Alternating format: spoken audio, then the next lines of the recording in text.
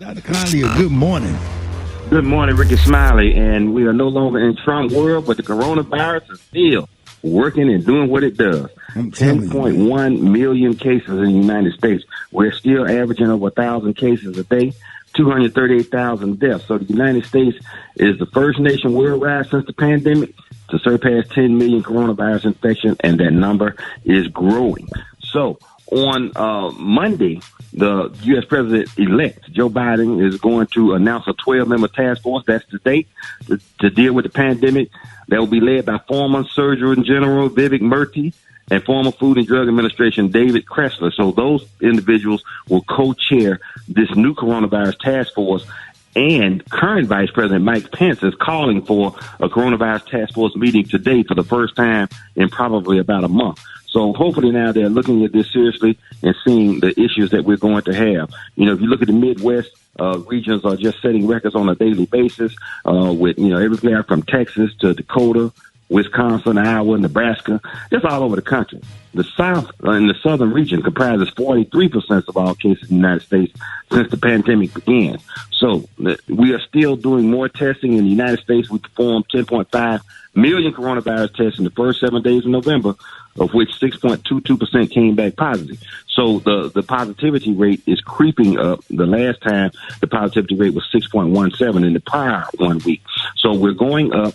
We're having more cases, and it's out there. So I'm really going to give some specific instructions on how to host your Thanksgiving dinner on another segment later this week. And we want people to listen because we want you to be safe and take this seriously. Being out there and, continuing to conduct yourself in a way that you're not afraid of the virus, you need to be afraid of the virus.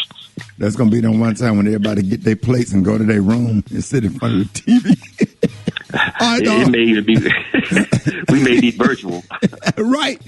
Right. Okay, Dr. Collier, we got some phone calls. You on with Dr. Collier. Good morning. Good morning. I was wondering if Echinacea is good for in the place of zinc also. Not in place of zinc. Echinacea is a good immune booster as well. So I like Echinacea, but again, zinc and vitamin D are your number one and number two supplements, respectively. But again, not in place of zinc. You can always add to it. Don't mind in addition to, but not instead of. So Echinacea is an option for people who like to take that. All right, you're on with Dr. Collier. Good morning. If you have a fish allergy, he's always talking about the fish supplements. If you have a fish allergy, what are your alternatives? If you're allergic to fish, some omega-3 fish oils are fish-based, but there are other sources of omega-3 fish oil for which you can use them. So if you have a fish allergy, and it doesn't necessarily mean you can't take omega-3 fish oil, but if, depending upon the severity of your allergy and how important it is to you, just check on omega-3s that are non-fish based. They are out there and easily obtainable as well. All right, you're on with Dr. MJ Collier. Good morning. Do we have more information as far as testing positive twice for COVID?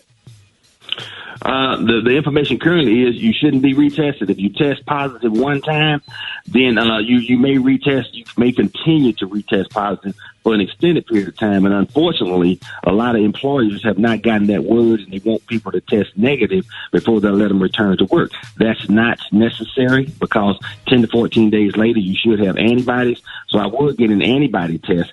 But I've done that personally in my own practice. I've sent results of an antibody test that showed the individual was positive for antibodies, and the time period of 14 days had passed.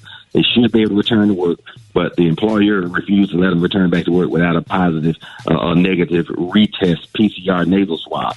So that was really just a waste of that employer's time and the employee, of doing so. So you don't have to get retested.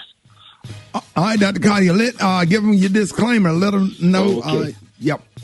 These are the opinions of Dr. MJ Collier, not those of the Rickey Smiley Morning Show or its radio affiliates. You can reach me on all social media at AskAsk Dr. MJ. Remember, we do Facebook Live this Wednesday at 7 p.m.